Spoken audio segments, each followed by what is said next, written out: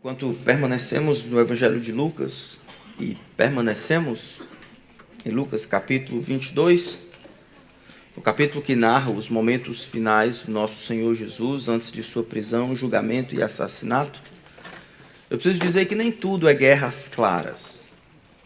Declarar guerra não é a única estratégia dos inimigos, nesse caso, os coadjuvantes de Jesus. A guerra de guerrilha é um tipo de combate não convencional que se caracteriza por táticas e estratégias que fogem às regras regulares do exército. Os principais elementos de uma guerra de guerrilha são combate em focos selecionados, ocultação, simulação e extrema mobilidade dos combatentes, chamados de guerrilheiros. Lutas em pequena escala, combater e correr. Infiltrações de agentes duplos para desbancar a autoridade. As características de uma guerra de guerrilha não acontecem apenas no reino dos homens, mas também acontece no reino espiritual. E se eu disser para vocês que no capítulo 22, enquanto Jesus luta com as muitas decepções, digamos assim, ou as frustrações e erros daqueles que deveriam recebê-lo, segui-lo, amá-lo, adorá-lo, recepcioná-lo como rei, no reino espiritual se passava ou aparecia uma trama como um jogo de xadrez em uma guerra de guerrilha tentando dar ou deferir um golpe final em Jesus. E se eu disser para vocês que Satanás tinha ido à festa da Páscoa, onde Jesus deveria celebrar sua última Páscoa e inaugurar a sua ceia. E se eu dissesse a vocês que Satanás também estava seguindo Jesus por todo o percurso, e estava naquela noite em que Jesus lavava os pés dos discípulos, compartilhava sobre o mandamento de amar uns aos outros, dizia para eles como que os preparativos que antecediam o seu período de abstenção em que ele estaria distante. E se eu disser para vocês que, como fez no início de tudo, quando levou alguns dos anjos com ele, também aqui, na noite em que Jesus foi traído, o Senhor do céu também viu Satanás agindo mancomunado com um dos seus apóstolos para fazerem guerrilha contra Jesus. Essa é a guerrilha dos coadjuvantes. E é sobre essa que nós vamos olhar nessa noite. A última semana, ou a última noite de Jesus com os seus discípulos, se inicia no final ainda do capítulo 21. Vocês sabem o que estava acontecendo? É domingo de Ramos. No capítulo 19, como nós reconhecemos, do versículo 28, Jesus entra em Jerusalém porque nenhum judeu crente deve celebrar a Páscoa fora de Jerusalém. Jesus, como alguém que obedecia à lei, chega a Jerusalém e é recepcionado como Messias. No versículo 38, bendito que venha em nome do Senhor, paz na terra aos homens a quem ele quer bem, paz no céu e glória nas maiores alturas. Na segunda-feira, aí no final do capítulo 19, Jesus ele purifica o templo.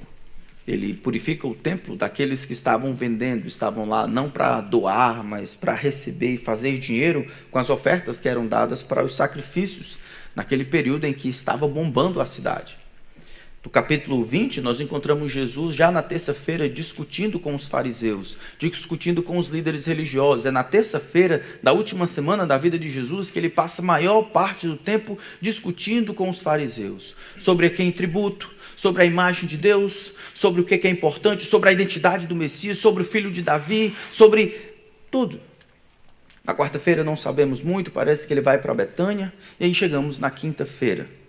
Na quinta-feira, Jesus vai ter um longo tempo com os seus discípulos. É nessa quinta-feira, no capítulo 22, em que Jesus vai lavar os pés dos discípulos, dizer para eles que a sua hora é chegada, vai recomendar que eles lavem os pés uns dos outros, vai dizer para eles que no período da sua ausência, eles devem cuidar uns dos outros, devem contar que do alto, quando ele chegar lá, da parte de Deus, da parte dele, ele enviará o Espírito Santo, que vai lembrar as coisas que ele tem dito.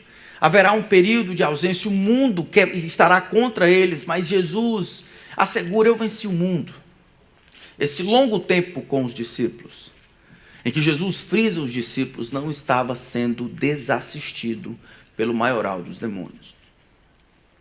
Enquanto Jesus estava concentrado ensinando, vocês podem ver no final do capítulo 21, Jesus ensinava todos os dias, era o que ele fazia. Pouco antes ainda de ser preso e assassinado, era essa a maior parte daquilo que ele fazia, ensinava, trazia a verdade de Deus.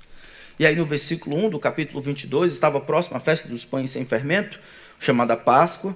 Os principais sacerdotes, os escribas, procuravam uma forma de matar Jesus, porque temiam o povo. Mas o nosso texto, então, começa falando sobre a traição de Jesus, vendo este ambiente de ódio perpetrado contra os líderes religiosos que, apenas por causa da multidão, não conseguiam prender Jesus, porque todo mundo recebia o Jesus que curava. Então, por medo do povo, eles não prendem Jesus, mas eles querem matar Jesus. É nesse momento que se apresenta Judas. Só que na descrição da traição, como nós bem sabemos, o primeiro coadjuvante que aparece é alguém que, às vezes, nós não estamos satisfeitos em anunciar que ele está por trás de determinadas atividades que atrapalham o plano de Deus, ou pelo menos buscam atrapalhar. O nosso texto, então, começa dizendo, no versículo 3, ora, Satanás entrou em Judas, chamado Iscariotes, que era um dos 12. Judas foi entender-se com os principais sacerdotes e os capitães sobre como lhes entregaria Jesus. Eles se alegraram e combinaram em lhe dar dinheiro. Judas concordou e buscava uma boa ocasião para lhes entregar Jesus, longe da multidão. O texto nos apresenta 3 realidades que eu gostaria que nós percebêssemos. É um texto curto, mas recheado de profundidade. Mostra a realidade da atividade satânica por trás, de alguma forma, como um reino parasita que se orquestra e de maneira estratégica, como em forma de guerrilha, deseja atrapalhar o plano de Deus ou infligir dor no Messias. Vemos a realidade da perversidade e malignidade humana. Judas, apesar de ser tomado pelo diabo, não está ausente, não está fora de si. Ele já disse que vai fazer algo assim, já demonstrou isso anteriormente, e agora chegou o momento, associado com o diabo, é isso que eles vão fazer. No final disso, nós vemos a realidade da soberania de Deus. O grande Deus não está fora, mas por causa de quem Ele é, Ele ainda consegue utilizar as deliberações perversas do homem, o ódio e a malignidade do coração de Satanás, e ainda assim consegue ser glorificado, cumprindo a profecia de que o Filho do Homem seria entregue nas mãos, seria traído, seria crucificado. Essas 3 realidades estão nesses 3 versículos. Eu gostaria que nós olhássemos todas elas. Essas são verdades difíceis. Eu queria que nós prestássemos atenção. Satanás, ele não está preso. Ele estava trabalhando naquele momento e ele não tira folga no domingo. Então vamos orar. Nosso grande Deus e Pai, Tua palavra está aberta diante de nós. E o nosso desejo é que o Senhor nos ensine, porque o homem e as opiniões dos homens, elas mudam todo o tempo. Mas a Tua palavra está aberta diante de nós e nós imploramos que ela seja a nossa regra, que o caminho do nosso pensamento esteja pautado no que a Tua palavra tem a dizer. Eu peço a Ti, Espírito, que o Senhor seja o nosso professor e não nos permita fugir do que a Tua palavra tem a dizer. Reveste-nos de poder gracioso para explicarmos e entendermos e aplicarmos a palavra que o Senhor inspirou. E que ao final desse tempo, só o Senhor receba a glória que merece. É o que nós pedimos, no nome de Cristo. Amém. Apesar de nosso texto começar com Satanás entrou em Judas, o pacto da traição, nós sabíamos disso desde o início. Nós sabíamos, bem no início ainda do ministério de Jesus, em Lucas capítulo 6, nós lemos que Jesus passou a noite inteira orando a Deus, versículo 12 até o versículo 16. E de manhã, quando amanheceu, chamou para si os seus discípulos, Simão, André, Tiago, João, Filipe, Bartolomeu, Mateus, Tomé, Tiago, outro Simão, Judas, filho de Tiago, e no final dessa lista de Lucas capítulo 6, de Judas Iscariotes, que se tornou o traidor. Enquanto nós estamos acompanhando Jesus, a obra de Jesus e o ministério de Jesus, Jesus como o grande protagonista, não somente do Evangelho, mas do cosmos e do universo, nós sabemos desde o início que Jesus escolheu Judas de maneira deliberada. Ele escolheu, até depois de uma longa noite de oração a Deus, escolheu aqueles que ele quis. E desde o início, Lucas afirma, Judas Iscariotes, que foi quem o traiu. Mas mesmo assim, mesmo sabendo do início que esse Judas era aquele que depois de 3 anos e meio, vivendo com Jesus, almoçando com Jesus, aprendendo com Jesus, fazendo milagres no nome de Jesus, expulsando demônios pela autoridade concedida de Jesus, alguma coisa aconteceu, ele se tornaria aquele que iria trair. Então, um texto como esse, mesmo sendo antecipado pelo próprio Evangelho, ele tem um caráter de surpresa. Mesmo antecipado, ele tem um caráter chocante, triste, preocupante. Não é à toa que aqui no Brasil, por causa da herança católica, as pessoas têm dificuldade. Judas ainda hoje é queimado. As pessoas têm reações diferentes. Eu lembro, de uma determinada vez, eu não fui, mas fui tinha assistido com a minha família um filme da história da Paixão de Cristo, onde relata ele beijando Jesus e tal, e logo em seguida teria o ritual da queimação do Judas. E lembro de uns que tinham ido comigo, eu não fui, e me disseram que ele batia no Judas chorando. Como é que você faz isso? Como é que você faz isso? Como é que você faz isso? As reações são esperadas. E vamos ver depois, somente alguém que crê na soberania de Deus consegue decidir deliberadamente chamar um potencial traidor, olhar na cara dele todos os dias e mesmo denunciá-lo no final, quando ele está prestes a trair naquela noite, e nunca retaliar, nunca fulminar, nunca declarar abertamente. Mas o nosso texto começa com Satanás, e ele nos ajuda a entender a realidade da atividade satânica. A palavra Satanás significa nada mais do que adversário, aquele que se opõe. Era um adjetivo no Antigo Testamento e se transformou no nome próprio, porque é isso que caracterizava a sua vida, aquele que se opunha, aquele que se tornava como um adversário, aquele que ia contra, aquele que queria tomar o lugar, aquele que desejava frustrar, aquele que não deixaria satisfeito e não permaneceria passivo enquanto Deus realizaria a sua vontade, aquele que seria o antagonista, aquele que seria a mosca dentro da sopa, aquele que iria atrapalhar, aquele que se fosse perder, iria perder tentando atrapalhar. Em Apocalipse capítulo 12 vai dizer que este Satanás é a antiga serpente, aquele que aparece em Gênesis capítulo 3 como aquele que tentou Adão e Eva, e aquele que trouxe o pecado para dentro da criação física perfeita de Deus. Depois da tentação, em Lucas capítulo 4, ele parece que se isola. Existe possessão demoníaca ali, em Lucas capítulo 6, em outros, mas Satanás, ele mesmo, ele participa da tentação em Lucas capítulo 4, e depois se ausenta e reaparece no capítulo 22. O capítulo 22 é o capítulo que mais fala sobre ele, no Evangelho de Lucas. Ele aparece tanto aqui, de alguma forma, entrando em Judas, e aparece um pouco mais na frente, na boca de Jesus, quando o mestre diz, olha, Satanás pediu permissão para te cirandar, te peneirar, para ver se você é real, para te esmagar, para empurrar você contra essa forma, para ver se você passa. Então, a realidade da atividade satânica nunca é ausente da verdade de Deus. Os filmes de terror que nós assistimos algumas vezes e essas outras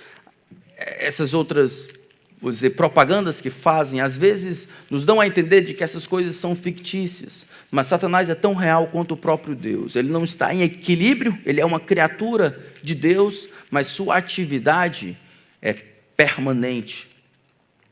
Ele aparece no Evangelho de Lucas de muitas maneiras. Uma possessão demoníaca, como os endemoniados de Gadara, no capítulo 8, em que ele se maltratava, se cortava, andava nu, se mordendo pelos cantos, gritando pelos sepulcros. No capítulo 13, versículo 11, ele aparece mantendo enfermo uma descendente de Abraão que andava encurvada. Capítulo 11 do Evangelho de Lucas, ele aparece como um espírito imundo, não ele, mas um dos seus demônios. Mas aqui é completamente diferente. Diz que Satanás entra em Judas, não um demônio, Não Baal-zebub, não o maior, mas ele mesmo entra em Judas. A ideia é que ele escorrega para dentro e é como se ele entrasse e funcionasse como uma mão entrando em uma luva. Mas diferente do que nós vimos anteriormente nos outros textos do Evangelho de Lucas, Judas não fica cego, Judas não fala grosso, Judas não revira os olhos, ele não faz outra coisa que nós estamos acostumados a ver. Não samba como serpente, não bota a mão para trás, não sobe pelas paredes, ele não faz absolutamente nada. O texto diz que ele simplesmente entra em Judas e a sua influência, funcionando como catalisador para atrapalhar o plano de Deus, aparece quando Judas se levanta. Depois de ter olhado o mestre e ter sido denunciado, Mateus vai dizer claramente: serei eu, Senhor, tu o disseste. Mesmo isso não é suficiente para que Judas pare. Ele continua agora influenciado, ou literalmente com o cão nos coros. O diabo encontra em Judas um companheiro, um camarada, alguém com as mesmas pressuposições sobre o valor real das coisas, de como é possível ganhar, mesmo que isso implique em mentira e que outros percam. Meus irmãos, foi essa a estratégia que nós encontramos no Novo Testamento, em Atos capítulo 5, quando Pedro está lá, e exatamente depois de um momento em que Barnabé, vendo a necessidade do povo, pega o seu campo, ele vende, entrega o dinheiro aos apóstolos para que fosse distribuído entre os mais pobres. Naquele momento, Ananias e Safiras, olha o know-how que Barnabé ganha, como sendo generoso, e ele deseja a generosidade, ou o know-how da generosidade de Barnabé, no entanto, sem o sacrifício que Barnabé tem. Esse tipo de engano, de hipocrisia, esse tipo de tirar vantagem, isso é próprio do diabo. Quando Pedro tem que confrontar Ananias e Safira, perguntar: você vendeu por isso, você vendeu por aquilo? Eles dizem: sim, sim. E Pedro diz: o dinheiro não é teu. Ele não estava em teu poder, você não tem nenhuma obrigação, dê com alegria. Mas querer, de alguma forma, mentir a Deus, para ter o know-how que Barnabé tem, para ter o know-how sem fazer os mesmos sacrifícios, porque encheu Satanás o teu coração.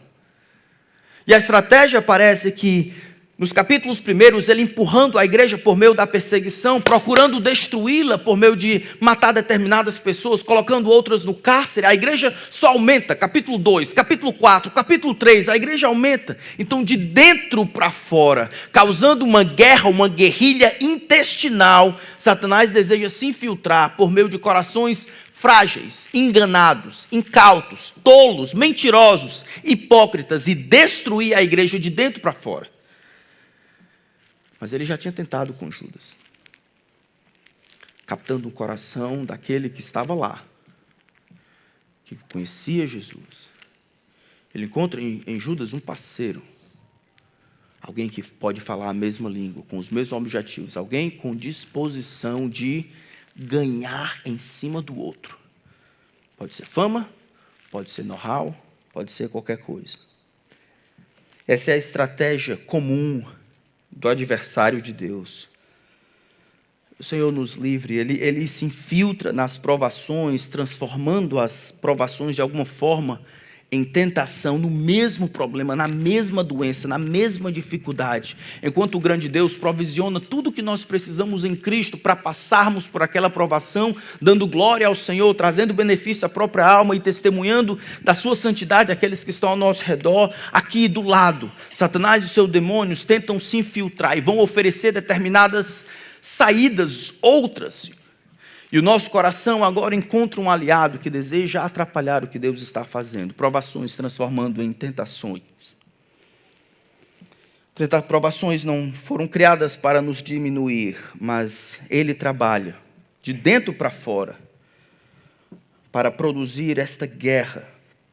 Inveja dos outros, fofoca contra a liderança, vitimismo, hipocrisia, avareza, criticismo, imoralidade, por aí vai. Meus irmãos, nós precisamos entender a realidade de fato, como acontece aqui. Você pode estar pensando: mas pastor, não existe 1 João capítulo 5, verso 18, que diz que todo que é nascido de Deus, todo que tem Deus como Pai, não tem sido protegido e o maligno não lhe toca, isso não quer dizer que nós estamos seguros, que o diabo está lá, nós estamos aqui, e existe um bloqueio que é o Espírito Santo entre nós, de maneira que não existe nenhuma influência e poder do lado de cá para cá. Não é isso que o Novo Testamento ensina. Obviamente, nós somos protegidos pelo poder de Deus e somos protegidos pela presença capacitadora poderosa, o selo do Espírito Santo. Mas isso não significa que o diabo não seja ativo, e ativo na vida de alguns que estão aqui hoje.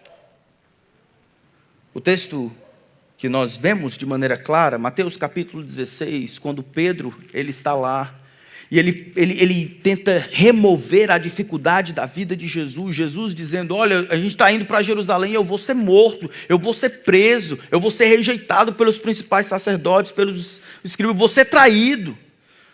Eu fico imaginando Pedro tentando fazer direitinho, pegando aqui do lado, como qualquer um de nós talvez fizesse, tentando consolar o nosso mestre, que tem uma visão tão pessimista sobre a vida. Espera aí, a gente tem estado 3 anos, o senhor é o rei que deveria vir ao mundo, a gente está indo para Jerusalém, o pessoal vai te receber.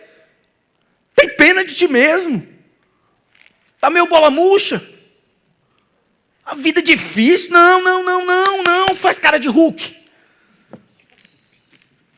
E aí, Pedro vai dar essa moral para Jesus e Jesus diz, arreda Satanás. Como que para trás de mim, Satanás? Está ficando doido?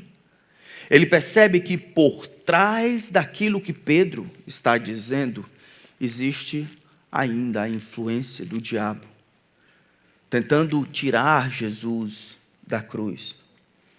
Vemos a ação do diabo em Ananias e Safira, que eu acredito que eram crentes, porque encheu o teu coração, porque você permitiu que ali adentrasse a influência para promover a mentira. E algumas pessoas na igreja de Éfeso que estavam se opondo à liderança de Timóteo. Em 2 Timóteo capítulo 2, versículo 24, ele diz, o servo de Deus não pode ver a contender, deve ser brando para com todos, apto para ensinar, disciplinando com mansidão os que se opõem, na expectativa de que Deus conceda. Ele está falando para crentes, porque ele era pastor da igreja de Éfeso, o mundo jaz no maligno. Você, Timóteo, deve disciplinar com mansidão aqueles que estão se opondo a você, na expectativa, com aquela santa expectativa de que Deus conceda a eles arrependimento para conhecerem plenamente a verdade. Como é que é isso? Vocês estão sozinhos? Não. É a guerrilha dos coadjuvantes. O texto continua. Tendo sido presos, cativos pelo diabo, tendo voluntariamente se dobrado à vontade do inimigo, para lhe satisfazer a vontade. Ali, magotes, peões, se inflamando, insultando e procurando atrapalhar o plano de Deus. Timóteo experimenta, Jesus experimenta, Pedro experimenta. Todo aquele que deseja fazer a vontade de Deus, declara guerra ou guerrilha contra o inferno. Como se proteger, então, dos dardos inflamados do maligno? Como você pode saber que agora, nesse exato momento, o diabo não tem um pé no seu coração? É claro que você é mais esperto do que Pedro. E, obviamente, você é melhor do que Judas. E é claro que Ananias e Safira eram meninos comparados a vocês. É claro que vocês têm um pastor melhor do que Timóteo. Efésios capítulo 6, a palavra do Senhor diz que a nossa única solução é tomai toda a armadura de Deus, tomai toda a armadura de Deus. Toda a armadura de Deus, a mente bloqueada pela palavra de Deus, o escudo da fé, o capacete da salvação, a espada do Espírito, é a única maneira como resistimos aos dardos inflamados do maligno. Tome toda a armadura de Deus, desconfie de você. Desconfie de você. Não acredite que você é capaz de guiar a sua própria vida. Desconfie dos seus métodos, das suas habilidades, das suas competências. Se submeta à verdade de Deus. Peça continuamente para que o Senhor veja se há em você algum caminho mau e guie-o pelo caminho eterno. Desconfie das familiaridades com que nós nos acostumamos ao longo da vida. 1 Pedro capítulo 5 diz que o diabo anda em derredor como um leão que ruge procurando alguém para devorar. Como? Ali não é que ele quer devorar. A ideia é mais que ele quer coagir. Ele não dorme, mas ele tem trabalhado para que outros fiquem dormindo, coagindo como leão, colocando a pessoa na parede ali, por meio das provações, por meio das dificuldades, por meio das perdas, por meio da doença, dessas coisas que o grande Deus coloca para o nosso bem, mas nós fixamos o olhar nela e nós perdemos a oportunidade de crescer, de florescer no meio delas. E o diabo se insurge como que atrapalhando o nosso crescimento no meio das dificuldades, nos botando no canto da parede. Anos passam e nós permanecemos os mesmos. Mesmas coisas. Será que não é o poder e a atividade do diabo na tua vida? Somando ao teu coração, guerrilhando contra o plano de Deus que deseja te fazer santo. Deseja te fazer mais parecido com Jesus. E você acha que a vida é assim. São tolos aqueles que ignoram as atividades do diabo. O texto vai dizer, nós não ignoramos os seus desígnios. E são tolos aqueles que fazem isso. Judas não resistiu ao diabo e por isso o diabo não fugiu. Como um vírus em busca de alguém com imunidade baixa, assim ele entrou em Judas. Embora Judas não deva ser acusado de passividade ou ignorância. Conta-se a anedota que chegando ao inferno, o diabo estava no canto, acuado. E os demônios vieram, o que foi, Senhor do inferno? O que está fazendo aí, acuado? Ele diz, não, eu acabei de ir lá para cima e cheguei na igreja, o pessoal dizia que tudo era eu, tudo era eu, tudo era eu. Essa anedota explica o que nós comumente fazemos. De um lado, nós simplesmente ignoramos a realidade da atividade satânica, que como adversário deseja atrapalhar o plano de Deus, agora não Cristo, porque Jesus ressuscitou dentre os mortos, amém? Mas nossa vida... E as aplicações do efeito da ressurreição na nossa vida, sim. Do outro lado, nós temos aqueles que culpam o diabo por tudo. Tudo é culpa do diabo, tudo. Eu espirrei, é o demônio. Não, isso é porque não é o diabo na minha vida. Ou a carne, a gente encontra uma maneira. Nós fazemos assim. Temos uma mania desgraçada de explicar qualquer coisa ruim, crimes hediondos, mutilação, genocídio, traição, assassinatos por doenças mentais, surtos psicóticos, forças demoníacas, quando na verdade os homens pecadores são competentes em seus corações para praticarem o mal aos outros. E Judas é o maior de todos os exemplos. Isso pode ser visto na quantidade de mortos que foram assassinados durante o naufrágio do Titanic. Mais pessoas morreram assassinadas por outros tentando se safar em cima da cabeça do que aqueles que morreram pelo frio. Ou há 30 anos atrás, no genocídio que aconteceu em Ruanda, onde primos, tios, família, em 100 dias, mataram 800 mil pessoas. E nos muitas outras atrocidades. E aí, em vez de levantar a mão, isso é o diabo. Os homens em seus corações são extremamente maus. Eles são parceiros. É isso que nós vemos aqui. Esses são exemplos simples do que existe no coração dos homens sem a graça de Deus. É a oportunidade perfeita para tirar vantagem. Só você pensar, irmãos, na certeza de que ninguém nunca iria saber. Você não roubaria um banco? Na certeza de que ninguém nunca iria saber, nunca seria pego. Seria fiel à sua esposa? Seria fiel ao seu marido? Na certeza de quem nunca iria ver, nunca, ninguém saberia. Não tomaria o carro de outra pessoa? Não tomaria os filhos de outra pessoa? Seu coração é tão ruim quanto o meu. E o nosso coração é tão ruim quanto o de Judas. E se nós não compreendermos isso, nós vamos ter uma visão incorreta sobre as nossas potencialidades para o mal. Essa é a razão porque nós precisamos da graça de Deus, e é a razão porque Jesus veio. Então, depois do elemento da realidade satânica, nesse texto, o texto mostra a realidade da maldade humana. Judas é malvado. Ele é chamado de filho da perdição, mas não se afaste tanto dele assim, não. Ele só queria tirar vantagem da situação. Como aqueles que tentam entrar no retorno, fazendo uma fila que não existe. Como aqueles que mentem a respeito da idade para pegar uma fila e não esperar tanto.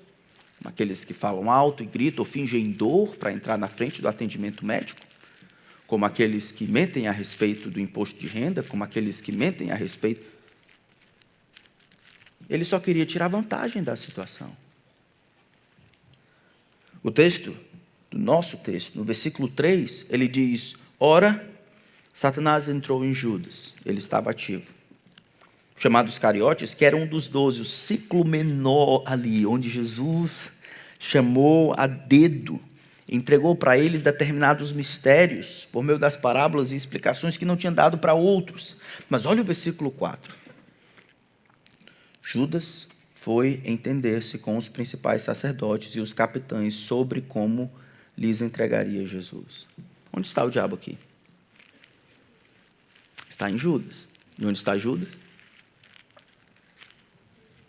Ele está levantando e voluntariamente procurando uma maneira de tirar vantagem da situação. O texto é claro. O diabo está presente em atividade. Mas Judas não perdeu as estribeiras. Nesse dia aqui, nessa noite, Jesus vai falar que um deles vai trair. Eles vão perguntar uns aos outros: serei eu, Senhor? E no momento em que Judas pergunta, Jesus responde: tu disseste. Diz até para ele: o que você tem que fazer, Judas, faz-o depressa. Judas teve todas as oportunidades. Jesus fala com Judas diretamente, embora o diabo esteja lá como combustível, como lenha na fogueira. Ele não é o responsável último. Judas é não uma vítima involuntária, ele é um parceiro de guerrilha contra o protagonista, que é Jesus. O texto explica as sequências dos fatos de maneira clara. Satanás entra em Judas e ele sai para conversar sobre como entregar Jesus. O texto demonstra que aquele que estivera com Jesus pelos últimos anos, que havia recebido permissão e poder da parte de Jesus para expulsar os demônios, fazer curas, restaurar a vista dos cegos, aquele que tinha estado com Jesus, proclamando uma mensagem, preparando para que quando Jesus chegasse em determinadas cidades, eles já soubessem a respeito do Messias. Ele tinha um plano para tirar a vantagem de Jesus pelo preço apropriado. Mas o texto nos fala dessa responsabilidade de Judas. Foi ele, Judas, ele, um dos 12, suas pernas, as informações que ele tinha sobre Jesus, as memórias que ele tinha sobre Jesus, todas as boas memórias do ensino, da instrução, das refeições, do dormir junto, das gargalhadas, das piadas, do brincar juntos, de ver os mortos ressuscitando, de ver os mudos falarem, de ver as pessoas sendo libertas. Todas aquelas informações, todas aquelas memórias estavam lá. Era Judas, inflamado pelo diabo, mas não aquém da sua pecaminosidade e maldade. Era Judas. Judas que estivera com Jesus, Judas que foi escolhido a dedo pelo próprio Senhor. Judas, ele sai para entregar Jesus. O texto diz que os sacerdotes ficaram muito felizes. Eles se alegraram, verso 25. Eles se alegraram porque o grande problema para prender Jesus era a multidão. A multidão, eles temiam a multidão, é o que disse o versículo anterior, versículo 2 do capítulo 22, porque temiam o povo. Judas vai oferecer para ele a parte perfeita, é o que ele diz. Veja que não foi apenas um ato simples. A partir dali, Judas está mancomunado e ele vai procurar a melhor maneira, o momento ideal para que esteja longe da multidão e Jesus possa ser preso na calada da noite. Mateus vai dizer que era noite. Era noite quando ele saiu, demonstrando que agora é a hora das trevas. Mesmo que os homens fossem prender Jesus em nome da justiça, fariam de noite, na calada da noite, para que os seus atos não fossem reconhecidos. Texto triste. Mateus capítulo 26, versículo 14 e 15, o texto diz que Judas foi falar com os principais sacerdotes, e ele pergunta para eles: quanto me darão para que eu o entregue a vocês? O texto diz que eles entregaram 30 moedas de prata. Se essas moedas de prata são os shekels, o valor poderia ser de mais ou menos uns 120 denários. 120 denários seria mais ou menos 60 dias de trabalho. 120 dias de trabalho. Seria mais ou menos metade de um ano. Qual o preço do Filho de Deus? Isso era suficiente para ele. O texto, então, demonstra que Judas era absolutamente responsável pelo que estava fazendo. Ele toma a dianteira, ele vai falar ele não é convidado, ele não é chamado, ele não é procurado pelos sacerdotes e os capitães. Ele vai atrás, é ele que propõe: quanto vocês vão me dar para que eu entregue a vocês? Não sei se houve negociação, 30 moedas é aquilo que o texto diz, talvez ele está dentro. Eu não posso recusar. Mas quais seriam as motivações de Judas? O que motivaria alguém a vender o Filho de Deus? Ou melhor, o que motivaria alguém a trair Jesus? O que motivaria alguém que passou 3 anos e meio a trair alguém como Jesus? Porque Jesus era perfeito. Ele nunca ouviu Jesus comendo escondido o que recebeu numa aldeia. Ele nunca ouviu Jesus espancando Pedro, outro discípulo, quando eles fizessem. Ele nunca viu Jesus gritando, levantando a voz para o seu. Ele nunca viu Jesus usurpando a autoridade indevida ou utilizando a disponibilidade dos discípulos ao seu benefício. Ele nunca viu Jesus separando uma determinada tenda, trazendo as coisas para que ele utilizasse primeiro e depois eles comiam e se vestiam com as sobras. Jesus perfeito em todo o caminho, Jesus compartilhando a vida, Jesus ensinando sobre amor, Jesus servindo. Jesus, ele estava lá. Quais seriam as motivações de alguém para atrair Jesus dessa maneira? O texto não diz. Parece que as motivações, por maiores ou piores que possam ser, não é de fato o mais importante, mas a gente pode conjecturar.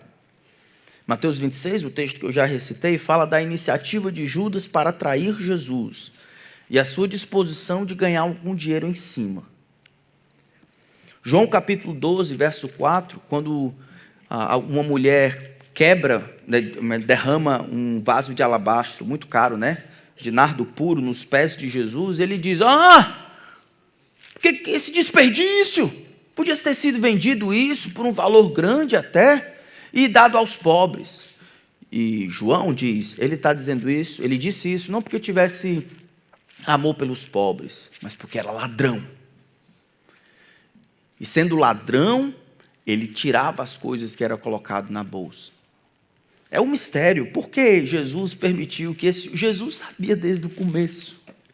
Jesus permitiu que alguém que era ladrão, que constantemente roubava, tirando vantagem da posição que tinha para o benefício próprio, estivesse ali.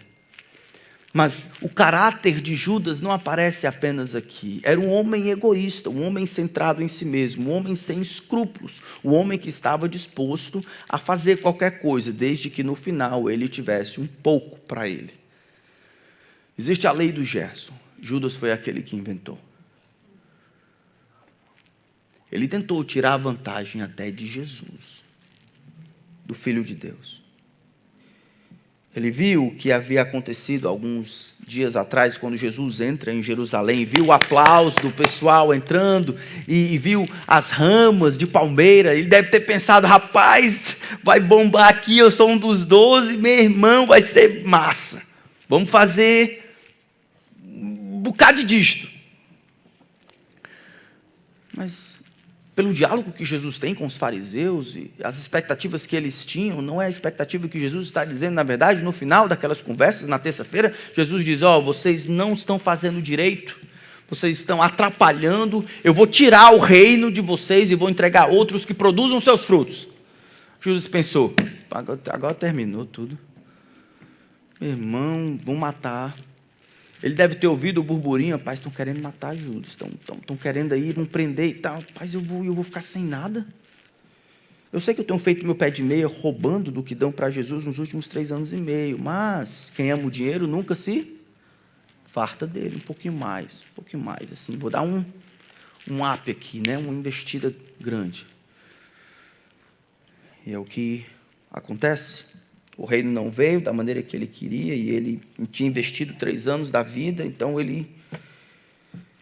Judas abriu a porta para Satanás, ele não resistiu ao diabo.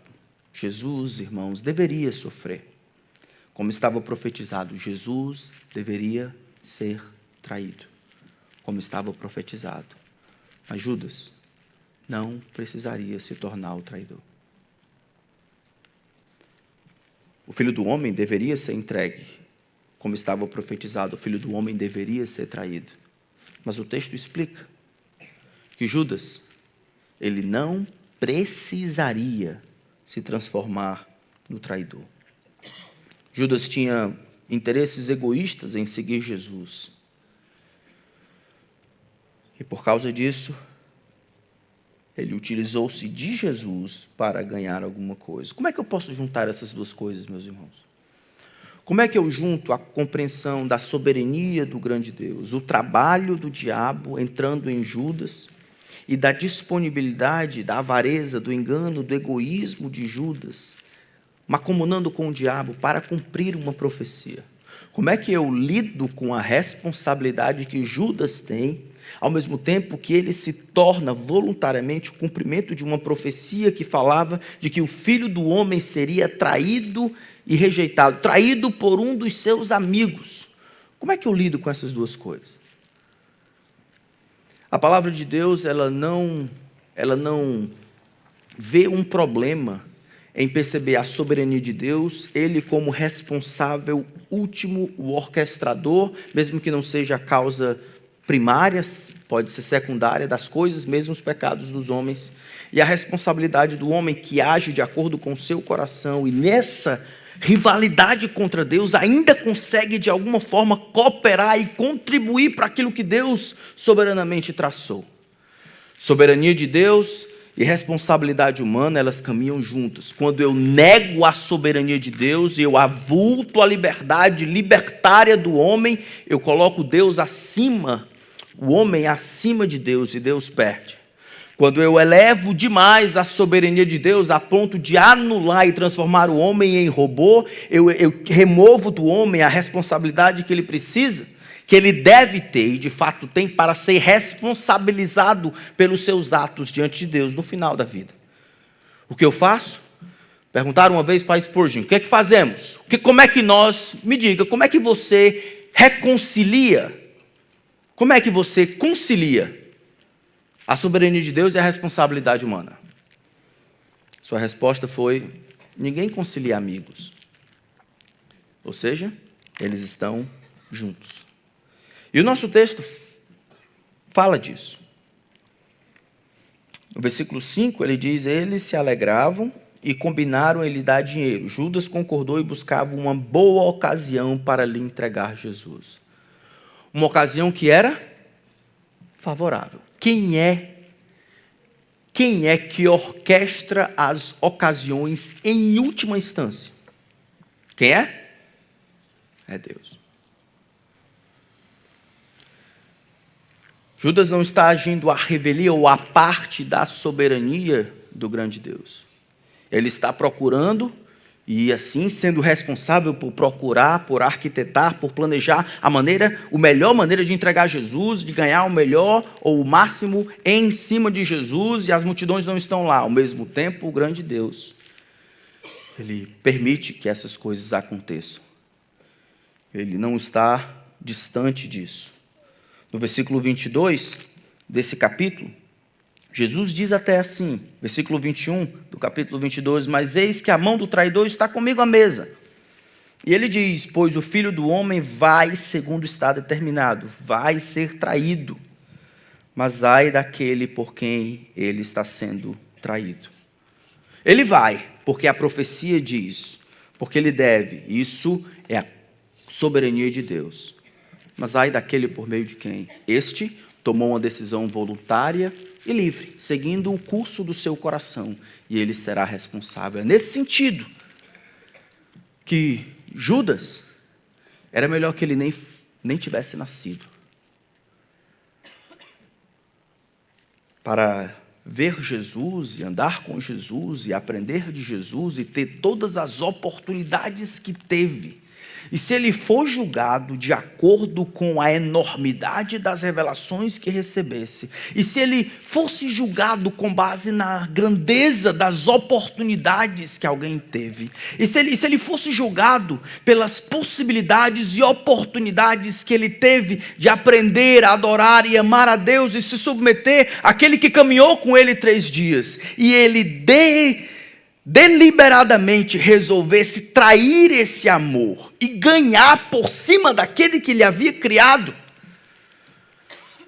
a condenação proporcional seria a pior de todas as desventuras. Era melhor que nem nascesse.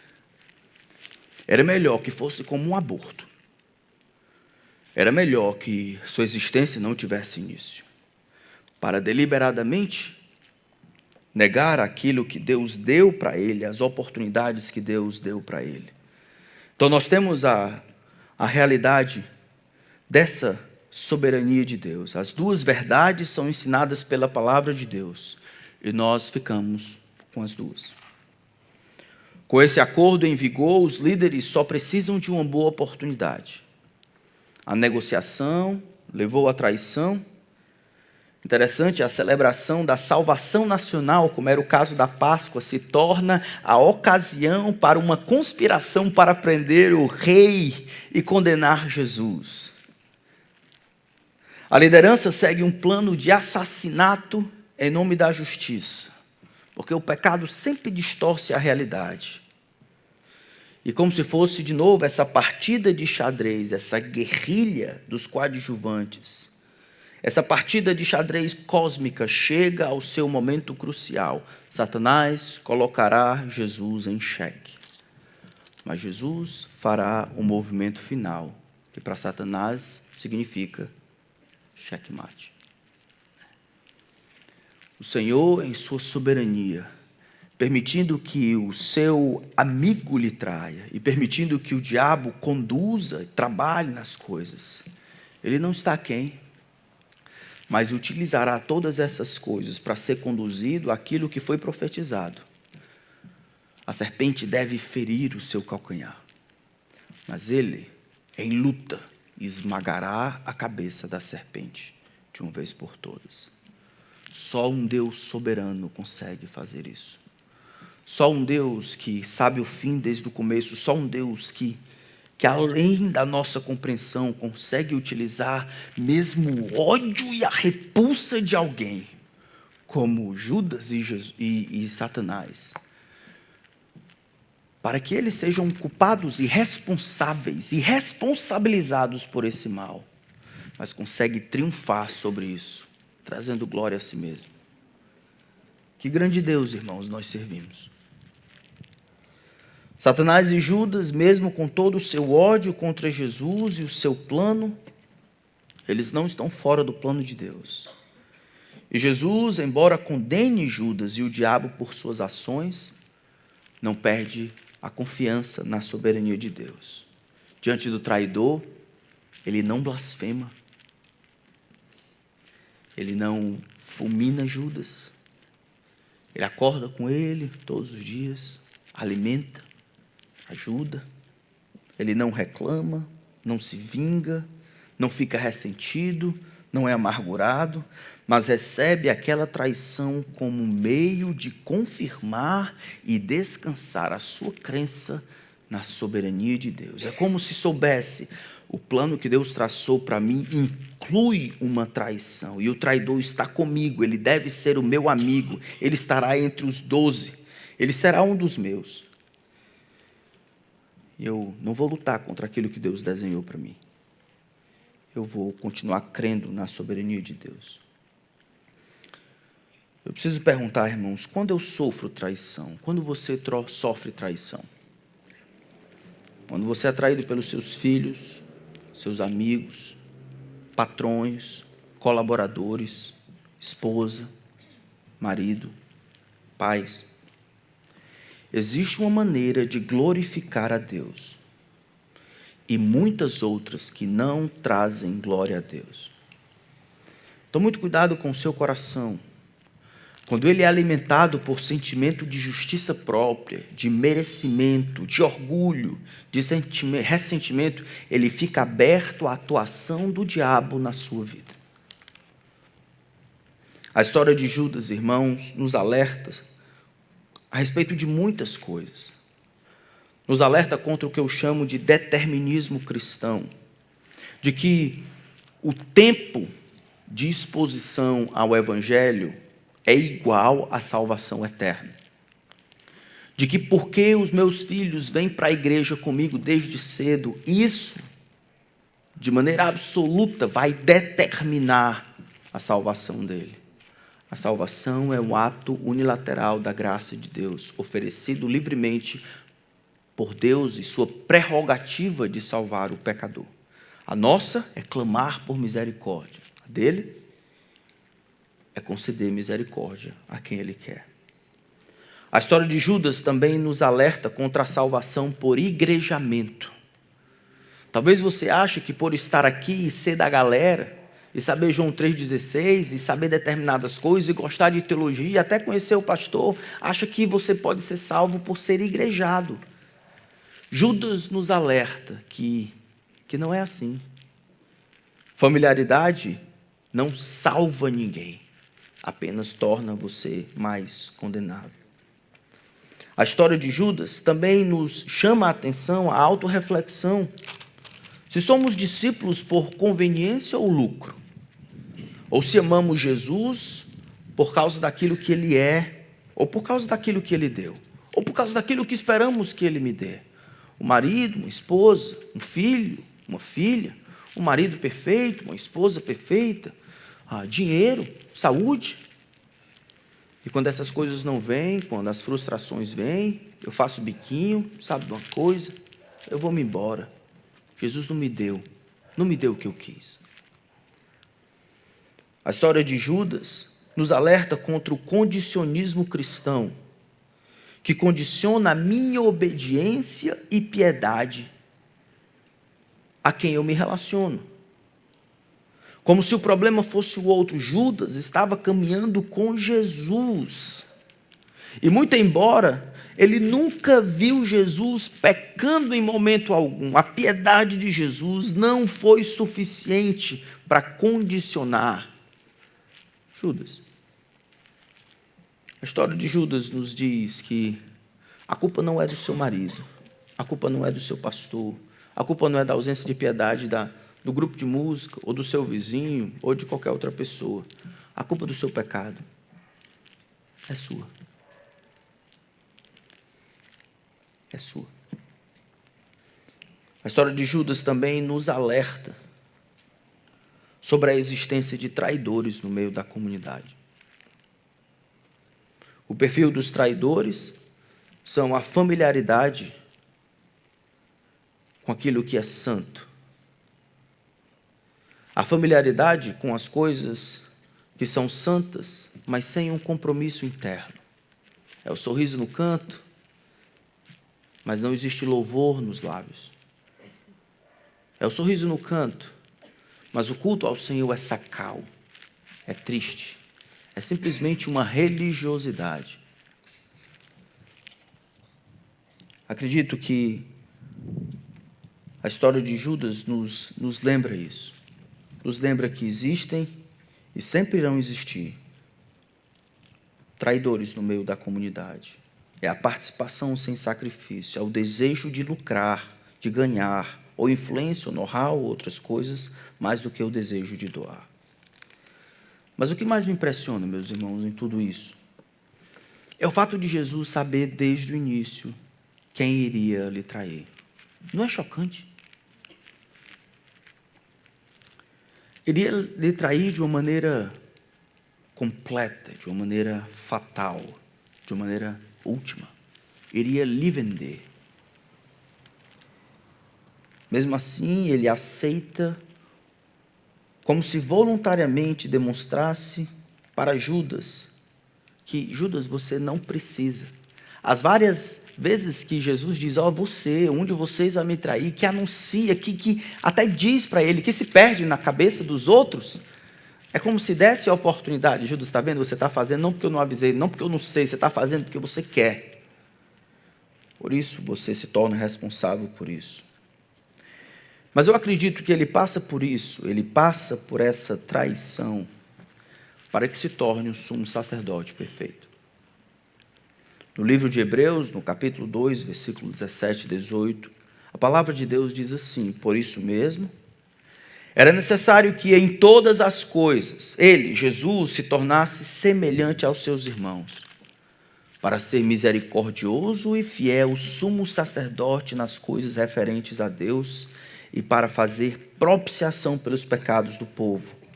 Pois naquilo que ele mesmo sofreu quando foi tentado, é poderoso para socorrer os que são tentados. Qual dos servos fiéis de Deus não enfrentou o seu amor sendo respondido por ódio? Qual pai não experimentou já o desafeto e a desonra dos filhos? Qual cônjuge não tem sido respondido com ódio? Jesus pode socorrer você. Ele entende o que significa ser traído, rejeitado, retribuído em amor com ódio. E ao permitir isso, voluntariamente, ele absorve para si mais um modelo, para não somente ser o modelo de como ser injustiçado e traído, mas conseguir socorrer os que também são traídos, injustiçados, rejeitados. Nós realmente temos um grande Salvador, meus irmãos. Jesus aceita prontamente tudo o que era necessário para se tornar o nosso Salvador. E algumas profecias sobre ele eram difíceis, como essa. Você caminhar com uma pessoa que saberia que iria macomunar com o diabo para lhe assassinar. Mas a vontade do Pai era mais importante que o conforto dele. E Jesus fez isso. Vamos preparar o nosso coração para o cântico que nós vamos entoar. Peça para que o Senhor lhe ajude. Examine o seu coração. Peça para que Ele revele a influência do inimigo em sua vida.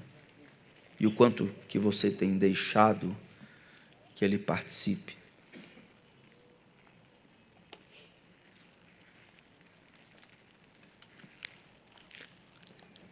Se você tem sido injustiçado, tem sido traído, corra para Jesus, Ele entende você. Ele é o sumo sacerdote perfeito, passando pelas coisas que sofreu. E aqueles que porventura se misturam no meio dos santos e acham que pode entrar no céu, metidos na patota, infiltrados no rebanho. Olhe o seu coração, peça que Deus esclareça a sua condição espiritual. Pergunte para Jesus se você de fato é um seguidor de Jesus ou simplesmente alguém familiarizado.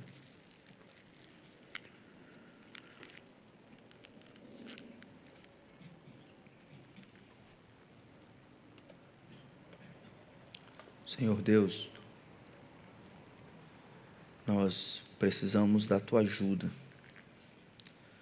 que nós não somos bons em julgarmos o nosso coração. Por isso pedimos que a Tua palavra faça isso pelo Teu Espírito. Eu peço a Ti, Espírito, Ilumina os olhos do nosso coração para vermos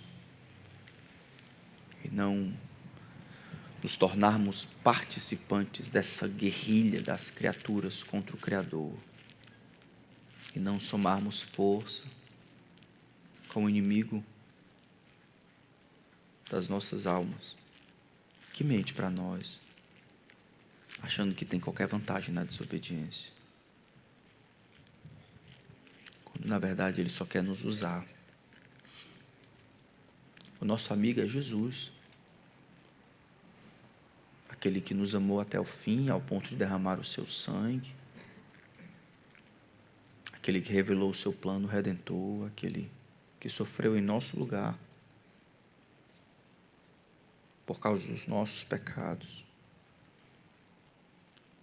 que absorveu a ira do Todo-Poderoso, que foi traído em nosso lugar. Que grande amor é esse? Um amor que nós não encontramos. Nosso senso de justiça, nós tratamos com ojeriza aqueles que nos traem. Nós somos campeões em quebrarmos os nossos relacionamentos e lutarmos com toda força para que a justiça prevaleça, esquecendo que o juízo é sem misericórdia para com aquele que não usou de misericórdia, que a misericórdia sempre triunfa sobre o juízo. Obrigado pela tua soberania,